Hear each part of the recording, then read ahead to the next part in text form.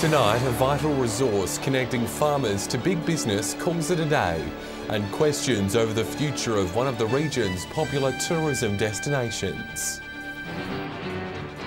This is Southern Cross News with Fraser Goldsworthy. Good evening. The Australian Grain Growers Corporation is looking to cease trading at the end of this month. Changes in the market conditions are believed to have influenced the decision to wind up, with growers now adequately marketing their own grain. Built by growers for growers, AGG has serviced the country for 7 years, supporting grain growers through the transition of market deregulation. The co-op has performed well over its lifetime, and it's achieved its goals and objectives that it set out to do in the first place, so that it's time to exit the industry now. The board voted unanimously to stop trading at a strategic planning meeting. The board has voted to go to our members and are suggesting a voluntary wind-up of the organisation. The motion has now been put forward to all 450 members. They have been assured that all current promotions and services by AGG will run until fully complete. It's finalised on the 28th of June. The votes will be counted, and if there's a 75% majority of the votes that are returned voting in favour of the wind-up, then that will happen. The move comes with industry change and a decline in memberships over the past few years. The board says growers will be able to better market their own grain products internationally. The market has really matured now. We think that growers are able to market the grain adequately, on their own. It says all surplus of assets will be distributed to members. The decision was made to wind up while the company is still solvent, and we're able to return some funds to shareholders. Rachel Nell, Southern Cross News. 3 people have been arrested and a dozen evicted from a pub after a brawl in Port Pirie. Crews were called to Warner Road around 1:20 Sunday morning following reports of a large fight. Paramedics treated one man at the scene after he was knocked unconscious. A 23-year-old man from Port Pirie was charged with disorderly behaviour and resisting arrest, while a 22-year-old woman was charged for throwing an item at police and their vehicles. A 23-year-old Port Augusta man was charged with breach of bail. 12 patrons were evicted and barred from the premises for at least 3 months. Broken Hill firefighters were kept busy over the weekend with multiple scrub fires breaking out across town. Police also had their share of work after vandals broke into a local footy oval. The charred remains of a scorched Saturday evening. Between 7 o'clock and midnight, local firefighters tackled 4 blazes. Thankfully, not too much, no property damage and no one injured, but disturbing. The fires broke out in mostly scrub land, but were still close to causing damage. This one near South Road wasn't too far away from the local RSPCA, while another in Siebler Park was across from a local primary school. It's not clear if the 4 fires are connected. A reasonable person would draw the conclusion that they were related. There were some people seen leaving one of the fires. Whether they're related to it or not, we don't know.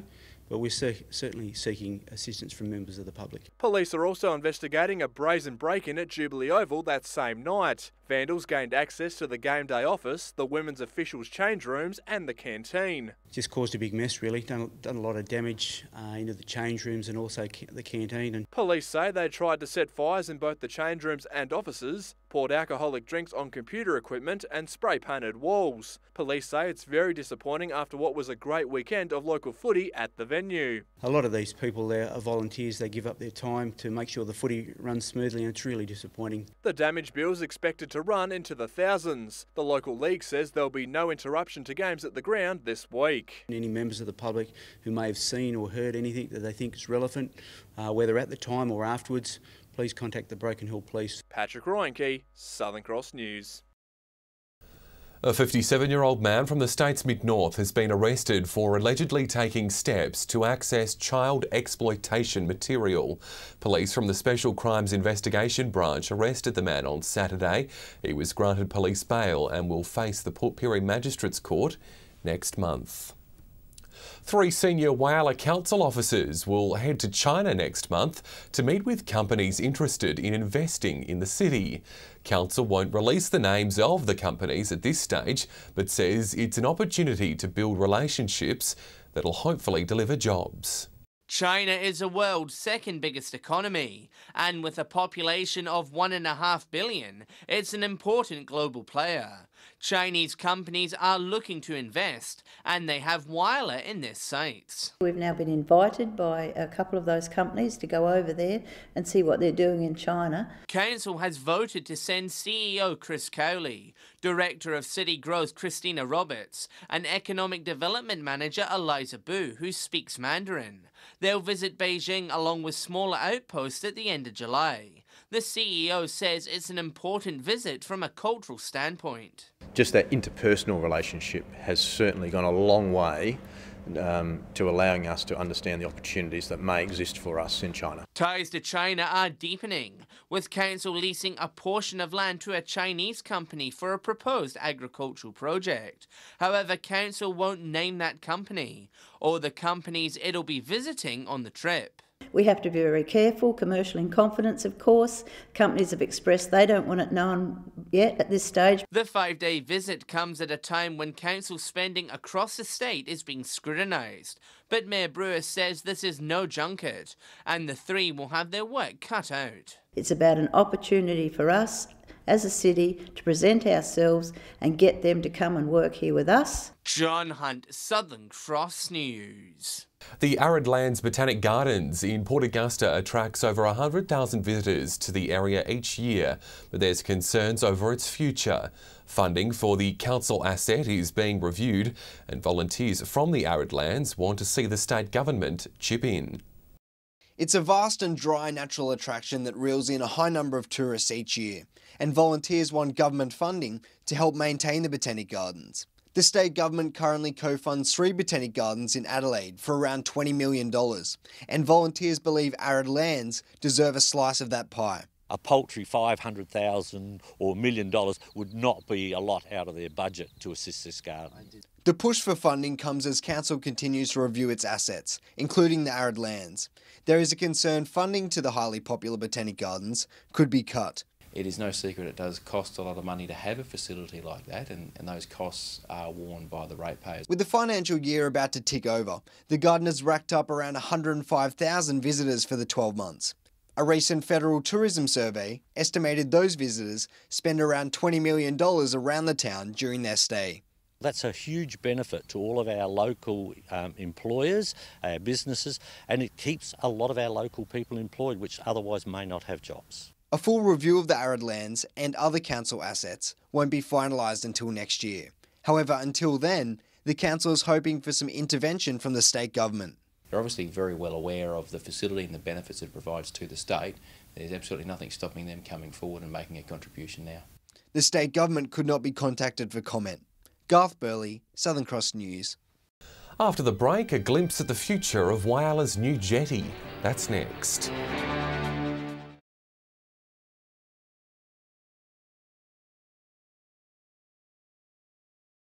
The first 3D drawings of the Whyalla Jetty have been released. The 165-metre structure will feature a circular section along with a viewing platform. Council says with the drawing now complete, it now knows what type of material is needed to construct it. Tender documents are now out with companies invited to bid for work on the project. Minor works have begun around the breakwater to make it compatible with the new design. The GFG Foundation has taken its first steps to establishing an engineering cadet program in Whyalla.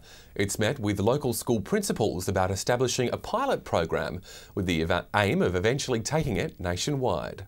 With submarines, mining and steel production on the up, engineers are needed in SA to meet demand. Yet getting school kids interested in the career path can be challenging. The head of Sanjeev Gupta's charity says it's a ticking time bomb for industry across the world. Basically, a lot of middle-aged people like me working in engineering, but not new people coming through. Mr. Smith has met with principals of Ayr High and Samaritan College to discuss the prospect of Whyalla hosting borrowing a pilot project from the UK. The GFG backed Industrial Cadets, which boasts Prince Charles as a supporter, is designed to encourage more students to consider a career in engineering. Teams of youngsters in groups of 4 to 6 work on engineering projects.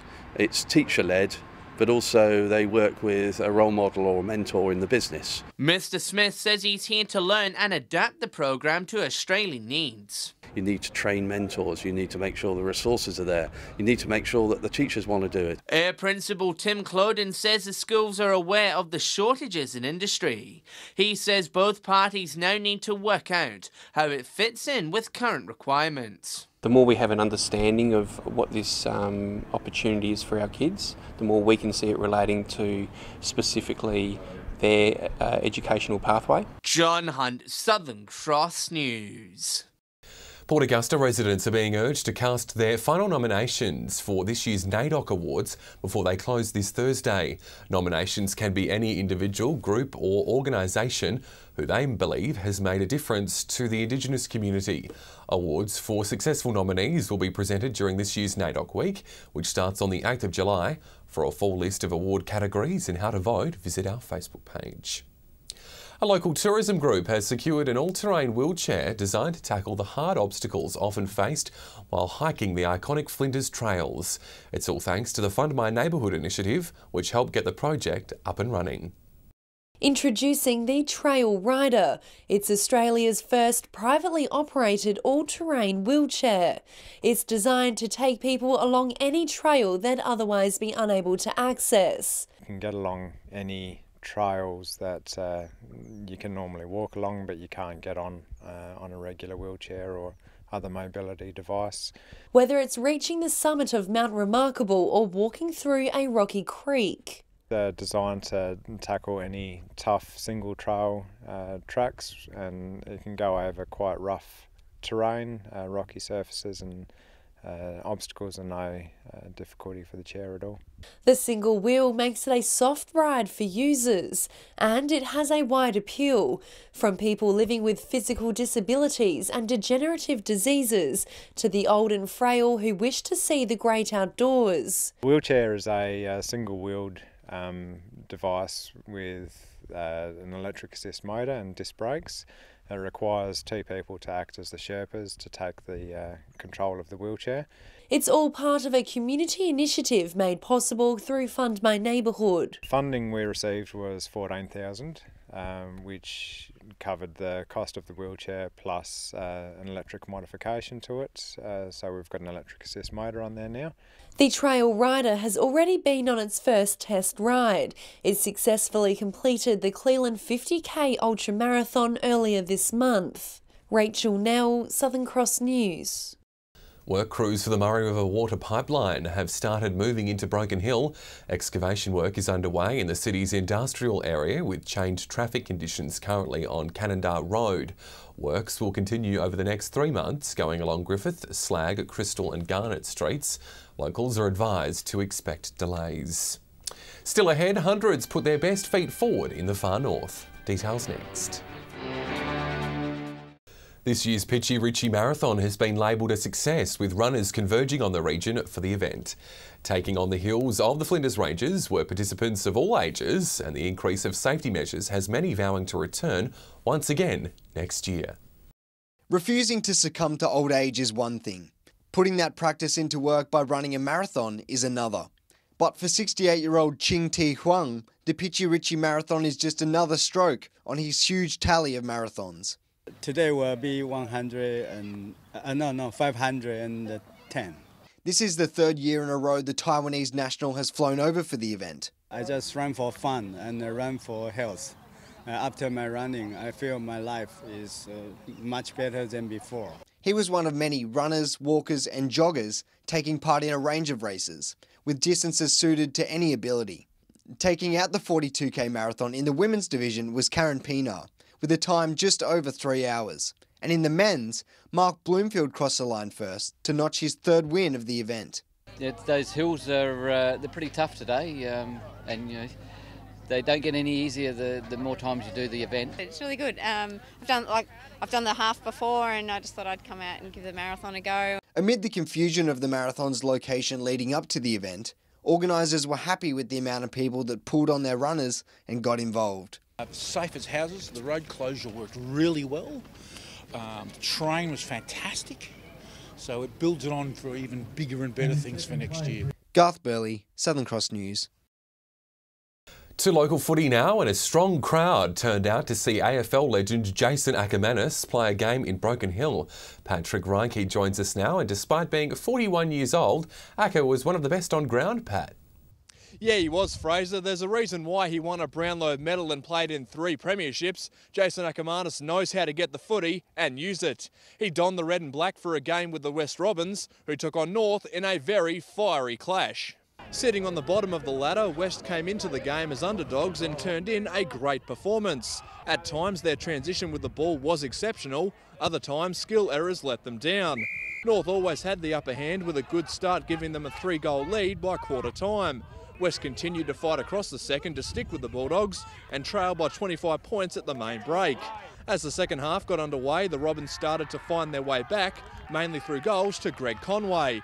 Matt Nelson was vital in the ruck once again, winning most of the taps throughout the game. Ackermanis had no trouble finding the footy, racking up a casual 23 possessions. As North continued to be wasteful in front of goal and the Robins continued to put the pressure on, the Bulldogs' frustration boiled over. Both sides clashed a number of times throughout the second half, none bigger than this fracas on the grandstand wing. Acker didn't back down either, tearing his Guernsey in a scrap with Jaden Kelly. In the end, North managed to kick away and record a 29-point win. You know, it's good to have a kick and have at least an influence on the game and help. And you know, I spoke at every break, and we really, once we tweaked a few things and they did what I asked, and our pressure got better, it was pretty good. Acker said West only need a couple more midfielders to be a real threat to other teams. Whipping around the local leagues now and starting with Port Lincoln, way back were far too good for Lincoln South. Mallee Park thumped Boston by over 100 and Marble Range beat Tasman easy.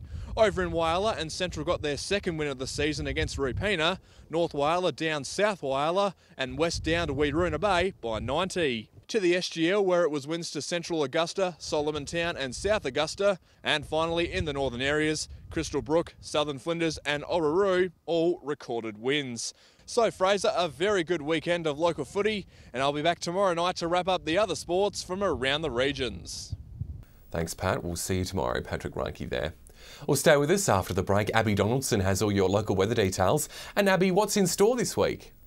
Well, Fraser, we're in for some lovely winter sunshine for most days. I'll have all the details next. Welcome back. Well, most centres saw a mix of sunshine and cloud to kick off the working week. There was a bit more cloud cover about in Port Augusta though. 16 was the top there, while 15 was the max for Whyalla, Port Pirie and Port Lincoln. Taking a look at the satellite now, and patchy low cloud across the south with unstable onshore winds is generating some patchy showers, mainly over coastal areas, but skies are clear for other parts under a high pressure ridge. To the waters for your Tuesday, easterly shifting southeasterly winds up to 15 knots, seas at a metre with a south-southwesterly swell. The sun will pop up at 7:25 on the dot, while sunset is at 19 past 5. Well, after a cool start tomorrow, it's looking like a mostly sunny day for all districts. Fine and 15 the max for Port Augusta, Corn, Port Lincoln and Coffin Bay. Just 3 the low for Woodner tomorrow, but the mercury is set to rise to a lovely 16 degrees and it will be sunny too. Cooler in Broken Hill and Clare, just 11 the max there, while 14's the magic number everywhere else. To the rest of the week now, and it's going to be fine in Port Lincoln tomorrow and Wednesday, but some light showers are expected to creep in towards the end of the week and it will warm up slightly too. Lovely conditions in Cleve over the coming days, warming up to 16 degrees for Thursday, and gorgeous sunshine for Woodner tomorrow and Wednesday, 16 the max there, and a lovely 18 the top for Thursday. A similar story here, a mix of sunshine and cloud for Whyalla with temps hovering around the mid-teens. It'll warm up on Thursday too, 16 the max. Lovely in Port Augusta, 15 the top for most days before the cloud cover returns on Friday. In Kadina, it'll cool down to just 13 degrees on Wednesday and we could see some showers to end the week too. And again, sunny conditions for most of the week in Port Pirie, 15 the max for most days. It'll be a few degrees cooler in Clare, 11 the top, and patchy showers are forecast to end the week for both centres. And the sunshine returns on Wednesday in Broken Hill before it warms up to 14 degrees for Friday. So Fraser, we've got some cool but sunny days ahead of us. That's great news. Thanks, Abby. And that's Southern Cross News for this Monday. Thanks for your company. I'll have updates later. Until then, enjoy your evening. Good night.